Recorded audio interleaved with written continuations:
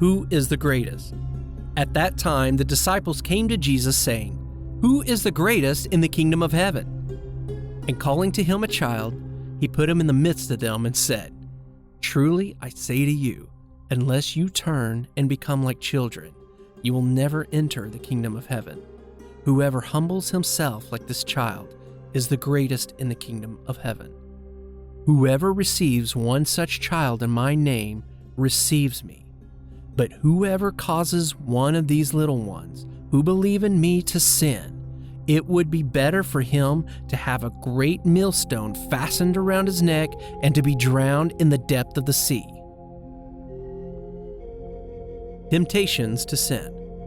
Woe to the world for temptations to sin, for it is necessary that temptations come, but woe to the one by whom the temptation comes. And if your hand or your foot causes you to sin, cut it off and throw it away.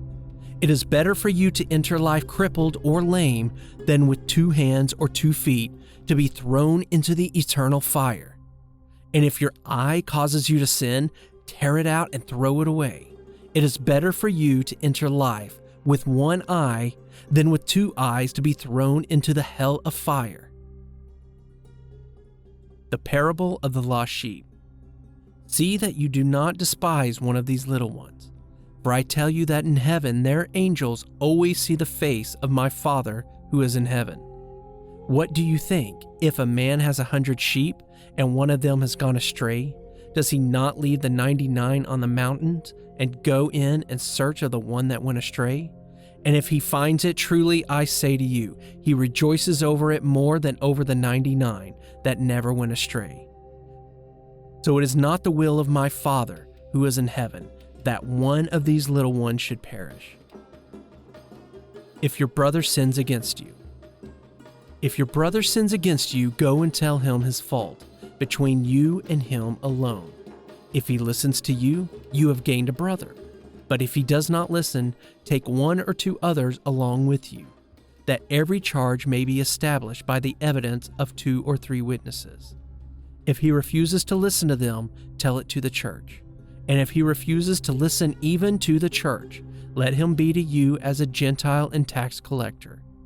Truly I say to you, whatever you bind on earth shall be bound in heaven, and whatever you loose on earth shall be loosed in heaven. Again I say to you, if 2 of you agree on earth about anything they ask, it will be done for them by my Father in heaven. For where 2 or 3 are gathered in my name, there am I among them. The parable of the unforgiving servant. Then Peter came up and said to him, Lord, how often will my brother sin against me, and I forgive him? As many as 7 times? Jesus said to him, I do not say to you 7 times, but 77 times.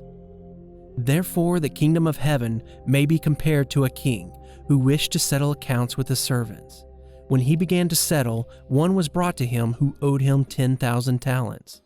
And since he could not pay, his master ordered him to be sold, with his wife and children and all that he had, and payment to be made. So the servant fell on his knees, imploring him, Have patience with me, and I will pay you everything. And out of pity for him, the master of the servant released him and forgave him the debt. But when the same servant went out, he found one of his fellow servants who owed him 100 denarii. And seizing him, he began to choke him, saying, Pay what you owe. So his fellow servant fell down and pleaded with him, Have patience with me, and I will pay you. He refused and went and put him in prison until he should pay the debt. When his fellow servants saw what had taken place, they were greatly distressed, and they went and reported to their master all that had taken place. Then his master summoned him and said to him, You wicked servant, I forgave you all the debt because you pleaded with me. And should not you have had mercy on your fellow servant as I had mercy on you?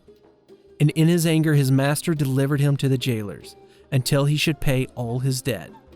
So also my heavenly Father will do to every one of you if you do not forgive your brother from your heart.